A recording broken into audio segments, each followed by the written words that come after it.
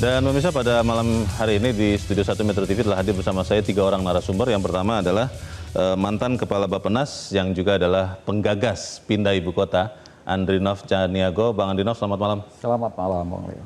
Betul ya, menggagas dulu ya? Ya, mewacanakan. Mewacanakan, baik. Dan juga telah hadir bersama saya di sebelah kanan adalah Ketua Komisi 2 DPR RI dari fraksi Partai Nasdem, Muhammad Rifki Nizami Karsayuda. Mas Rifki, selamat malam. Selamat malam. Benar ya, kemarin mengusulkan untuk ada kejelasan IKN? Itu pernyataan resmi Partai Nasdem. Baik. Dan juga pemirsa telah hadir bersama kami Guru Besar Ekonomi dari IPB University yang juga adalah pendiri Indef, Didin Damanhuri. Prof. Didin, selamat malam. Selamat malam. Saya ingin ke Mas Rifki dulu supaya kemudian kita semua ini jelas. Sebetulnya status IKN itu kan sudah lama diketahui belum jelas. Tapi kenapa kemudian Nasdem mengusulkan supaya ada segera kepres? Yang saya tangkap tadi poin pertama, Mas Rifki. Apakah itu menjadi keresahan utama Nasdem atau apa sesungguhnya? Ya, konstruksi Undang-Undang Nomor 3 Tahun 2022 tentang Ibu Kota Nusantara itu memang membuat beberapa tahapan untuk kita menuju sampai dengan IKN itu resmi beraktivitas sebagai ibu kota negara. Berfungsi sebagai ibu kota negara ya? Tahapannya itu saya kira kenapa dibuat demikian, termasuk waktu itu kami juga ada di dalamnya periode lalu. Karena kita menyadari bahwa kita ini memang betul-betul ingin menghadirkan satu ibu kota yang dari awal kita bangun infrastrukturnya oleh anak bangsa ini. Jadi bukan kota yang sudah existing, yang kemudian kita kembangkan untuk menjadi sebuah ibu kota negara. Nah, karena itu masa transisi itu dibutuhkan di dalam undang-undang. Kapan masa transisi itu berakhir? Dengan keputusan Presiden yang menetapkan bahwa ibu kota Nusantara menjadi ibu kota negara, sekaligus mengakhiri positioning daerah khusus ibu kota Jakarta sebagai ibu kota negara. Sekarang kan daerah khusus ibu kota Jakarta sudah jadi daerah khusus Jakarta. Betul. Itu tidak otomatis memindahkan status ibu kota ke IKN? Tidak. Kalau kita merujuk ke Undang-Undang Nomor 3 Tahun 2022 dan karena itu saya masih berkantor di Senayan karena kemudian posisi sebagai ibu kota negara itu belum dilakukan. Nah, DPP Partai Nasdem mencermati beberapa hal. Yang pertama, sejak undang-undang itu diterbitkan, concern pemerintah terhadap pembangunan infrastruktur IKN itu cukup serius. Kami di Komisi 2 DPR RI kebetulan diberikan kewenangan untuk bermitra dengan otorita IKN. Kami mencatat APBN yang sudah digunakan untuk IKN dalam konteks pembangunan infrastruktur itu sudah lebih dari 100 triliun. Oh, lebih dari 100 ya? Betul. Lalu kemudian tahun 2025 ini saja kami telah mengesahkan dan memutuskan anggaran APBN 14,4 triliun dari total kebutuhan otorita IKN untuk membangun 2 cabang kekuasaan negara, yaitu legislatif dan yudikatif dengan segala turunannya termasuk kemudian perumahan, pemukiman dan seterusnya itu. Angkanya 48,8 triliun. Nah, belum lagi kemudian kontrak investasi yang sudah berkomitmen untuk IKN. Itu angkanya lebih dari 50 triliun. Kalau saya tidak salah 59, sekian triliun. Dan sebagian dari investasi itu sudah ada beroperasi di IKN. Contoh misalnya hotel, rumah sakit dan seterusnya. Secara umum, IKN itu sampai hari ini sanggup untuk menampung 15.000 lebih aparatur sipil negara. Sudah siap? Siap. Yang sudah disiapkan perumahannya oleh IKN. Karena salah satu konsep pemindahan ASN, Kementerian Lembaga Pusat dari Jakarta ke IKN, itu salah satu fasilitasnya adalah perumahan yang disiapkan oleh negara. Nah, kalau kemudian ini tidak segera diaktifkan, Partai Nasdem berpandangan ini akan membuat operasionalisasinya cukup besar dan itu juga akan menjadi beban bagi APBN. Dan yang kedua bisa jadi akan mubazir karena kemudian kita sudah terus membangun tapi kita tidak memiliki kepastian kapan kemudian perpindahan itu dilakukan. Di sisi yang lain kami menyadari bahwa banyak program prioritas pemerintah saat ini yang memerlukan anggaran APBN juga. Karena itu kalau memang pemerintah dalam hal ini Presiden berpandangan bahwa IKN itu justru menjadi beban dalam tanda kutip bagi program-program pemerintah yang menjadi prioritas non-IKN, ya sudah nyatakan saja IKN untuk moratorium dulu dan agar tidak mubazir. bisa saja kemudian diserahkan kepada pemerintah Kalimantan Timur. Oke, Mas Rifki, moratorium itu kan penghentian sementara. Seberapa sementara yang direncanakan? Ya, itu tergantung presiden. Karena begini Leo. Kalau kita melihat political will Presiden Prabowo ya, di tengah efektivitas dan efisiensi APBN, hampir semua kementerian lembaga itu dalam tanda kutip dipotong anggarannya. Efisiensi. Otorita IKN justru ditambah. Tahun 2025 ini sejatinya Otorita IKN itu hanya mendapatkan anggaran 6, sekian triliun. Lalu kemudian ditambah menjadi total 14,4 triliun. Sesungguhnya political will-nya sudah cukup kuat. Tetapi kemudian kami hanya ingin mengingatkan bahwa kalau terus membangun tanpa difungsikan, itu kemudian akan membuat sesuatu yang mubazir, dan karena itu menurut pandangan kami, tahun 2025 ini sudah saatnya IKN difungsikan kendati dengan opsi yang bertahap. Berarti condong ke memfungsikan IKN ya? Bukan moratorium. Langgam positifnya tentu itu. Tetapi kami juga memahami bahwa jika tadi, kan banyak sekali program prioritas pemerintah, makan bergizi gratis, ketahanan pangan, dan seterusnya. Yang itu membutuhkan anggaran yang tidak kecil, ya sudah. IKN mungkin kita kesampingkan dulu. Jadi perlu ada keputusan politik bagi Partai Nasdem oleh Presiden agar kemudian tidak menjadi polemik yang berkepanjangan. Oke, Bang Andrinov, ini perkembangan terbaru. Partai Nasdem tadi Mas Rifki mengatakan ingin ada kejelasan sebetulnya, bukannya menolak atau apa begitu ya. Tapi menurut Bang Andrinov seperti apa? Apakah kemudian bisa misalnya kalau pilihannya adalah moratorium sementara, itu bisa tetap akan pada akhirnya memindahkan ibu kota dari Jakarta ke IKN, atau pandangan Bang Andrinov bagaimana? Pertama saya menangkap dulu makna pesan keseluruhan dari Nasdem ini ya. Dan saya justru saya mendukung, menyambut itu, mengapresiasi. Walaupun bagian akhir itu bisa bikin orang kaget, tapi menurut saya itu bagian akhir yang mana nih? Yang moratorium, kemudian dikembangkan lagi opsi, subopsi dipinjamkan atau digunakan, dimanfaatkan oleh pemerintahan Kalimantan Timur. Kalau menurut saya itu semacam cubitan itu. Nah, saya rasa pesan pentingnya adalah bagaimana secara tata kelola pemerintahan, secara governance, tidak ada pemborosan, kemudian sudah ada sumber daya yang bisa difungsikan, itu difungsikan ya. Dan hal yang sudah siap dan tidak ada masalah sebetulnya. Memang sebagian dari aparatur, sebagian dari kementerian atau sebagian dari eselon 1 kementerian tertentu itu bisa dipindahkan di tahap awal gitu. Nah, tetapi memang ini harus didukung ya. Sebagai pesan dari undang-undang, ibu kota ini baru bisa berfungsi kalau kepresnya keluar yang menetapkan itu sebagai ibu kota. Sampai sekarang belum ada ya? Nah, saya rasa maksud Nasdem ke sana itu. Kepresnya itu, supaya segera keluar. Karena begini, IKN ini kalau kita baca, pahami filosofinya, ini salah satu bentuk restorasi Indonesia ini. Di mana salah satu dasarnya adalah ini ketimpang antar wilayah yang terus melebar ya. Terlalu ke barat dan itu tidak hanya ekonomi tapi juga sumber daya manusia akan terus makin timpang ya.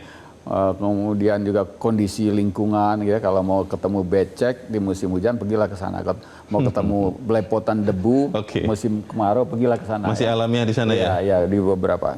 Karena apa? Karena perhatian untuk mengembalikan jasa penghasilan dari Kalimantan itu kecil sekali.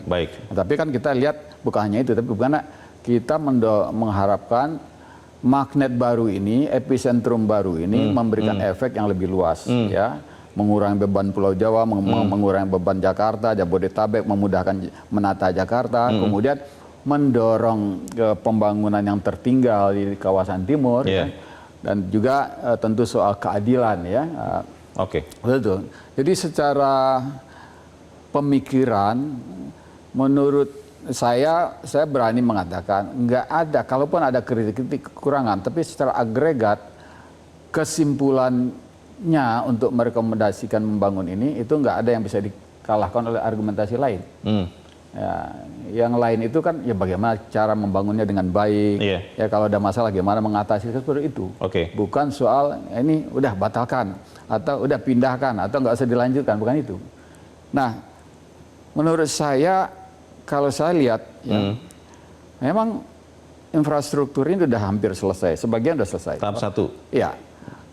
Tower-tower itu memang sudah bisa menampung 15.000 orang ya, ASN. Orang ya. Kemudian kan otoritas sebagai semacam wali kantor balai kota sudah ini di sana. sudah full berfungsi. konsentrasi di sana yang tadinya terpencar di 3 lokasi itu ya. Nah, ini memang sayang kalau nggak dimulai dihidupkan ya. Itu suasana kota di sana itu udah terasa. Ya, kalau kita pergi misalnya ke Alam Sutera ya, udah mirip-mirip seperti itulah. Ya, tinggal yang kurang memang keramaiannya itu, aktivitasnya itu yang belum. Saya ingin ke Pak Didin. Pak Didin, ini kan intinya adalah ingin ada kepastian. Kalau orang pelaku ekonomi, pelaku bisnis yang paling tidak disukai adalah ketidakpastian.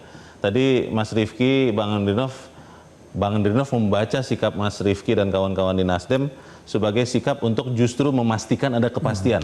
Kalau pandangan Anda seperti apa? Ya, kepastian tuh untuk siapa? Jadi misalnya tadi bahwa infrastrukturnya sudah bisa menampung sekitar 15.000 gitu. Tapi apakah mereka yang mau dipindahkan itu sudah melihat bahwa ada kehidupan di sana gitu? Ini persoalan ya. Jadi apa namanya? Jadi saya melihatnya begini, karena ini ketiga kali saya diundang untuk bicara IKN di sini. Jadi dari saya salah seorang di antara 20-an gitu ya, kalangan akademisi, aktivis gitu untuk menjiarkan. Waktu itu kami menolak IKN di Penajam Utara itu dan segala pertimbangan. Lokasinya atau konsep pemindahan ibu kotanya, Pak? Lokasi. Kalau soal pindah ibu kota udah lama. Saya pun termasuk yang setuju. Mengatakan bahwa Jakarta sudah crowded dan perlu pindah itu. Tapi bahwa itu Penajam Utara dan segala pertimbangan, termasuk salah satunya karena saya lama di Lemhanas, itu kan security secara internasional. Konflik Laut Cina Selatan itu sangat dekat. Korea Utara sangat dekat begitu kan. Jadi dulu mengapa ada di Jawa, karena ini ada koridor untuk pertahanan kan gitu, kalau ada apa-apa gitu. Jadi sebenarnya belum lagi soal-soal ekologi ya.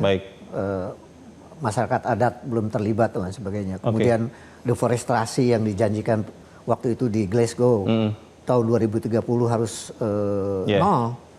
Ini akan makin terjadi deforestasi. Pak Didin, kalau dari usulan dari Partai Nasdem, Anda setuju atau tidak, setuju seluruhnya atau sebagian, tidak seluruhnya atau sebagian?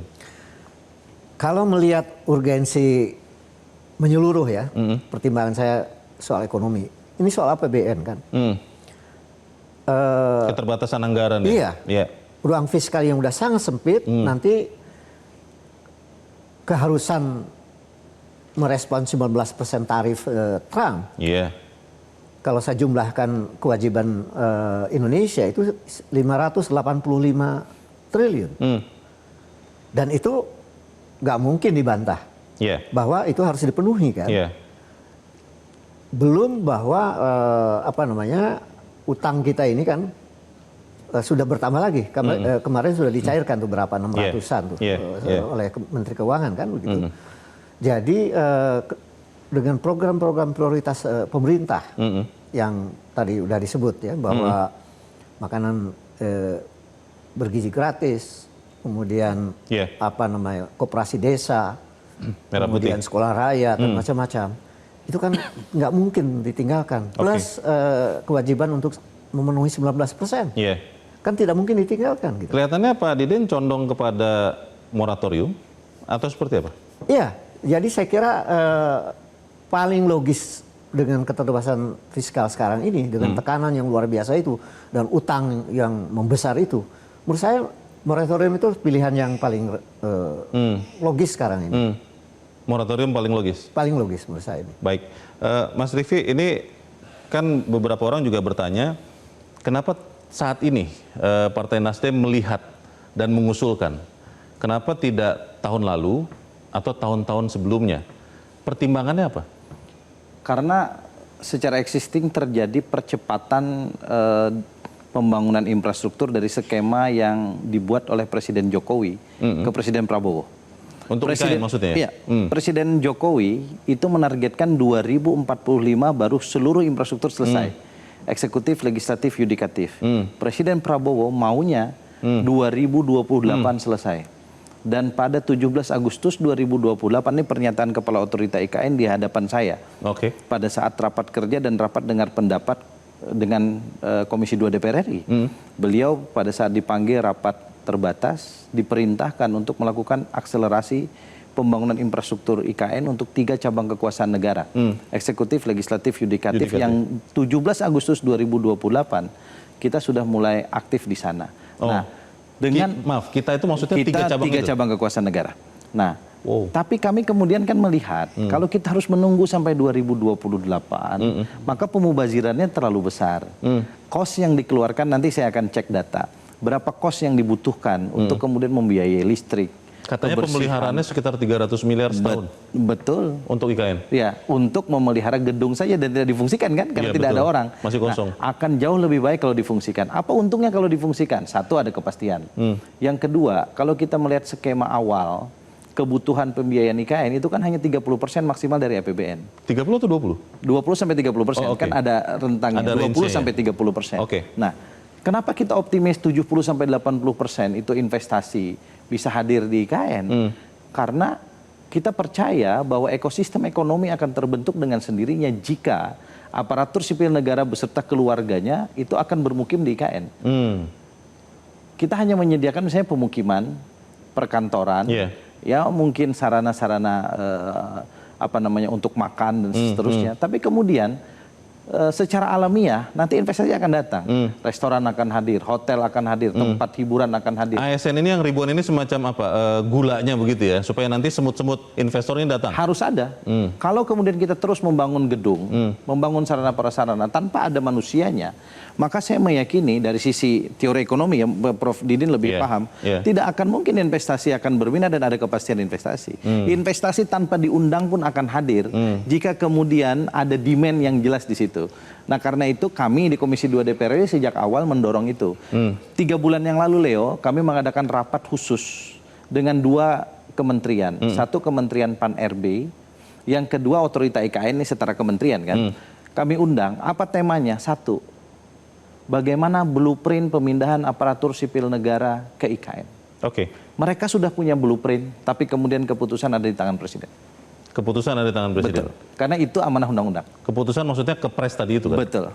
Pertanyaannya, kalau misalnya Presiden akhirnya mendengarkan begitu ya, dan memindahkan ASN tadi, itu anggarannya ada atau akan menjadi masalah baru lagi atau bagaimana di tahun ini, Mas Riffi? Kalau kita bayangkan orang pindah dari Jakarta lalu tidak ada masalah ke IKN, ya nggak mungkin. Kan pasti ada proses adaptasi di sana, ya kan. Tapi menurut pandangan saya, ya ini subjektivitas saya sudah 5 kali ke sana, termasuk teman-teman Komisi 2 sudah beberapa kali ke sana. Kualitas infrastrukturnya jauh lebih baik daripada kementerian lembaga yang ada di Jakarta. Ini menjadi pertanyaan baik karena bulan depan, pemirsa, seperti biasa tradisi tahunan, menjelang 17 Agustus maka pemerintah Presiden akan memberikan pidato kenegaraan, salah satunya adalah pengantar era APBN 2026. Rencananya 15 Agustus. Pertanyaannya adalah, sempatkah keputusan untuk mengeluarkan kepres IKN itu diadakan sebelum itu? Kita akan lanjutkan di bagian berikut. Pemirsa tetap bersama kami, Top Ekonomi segera kembali.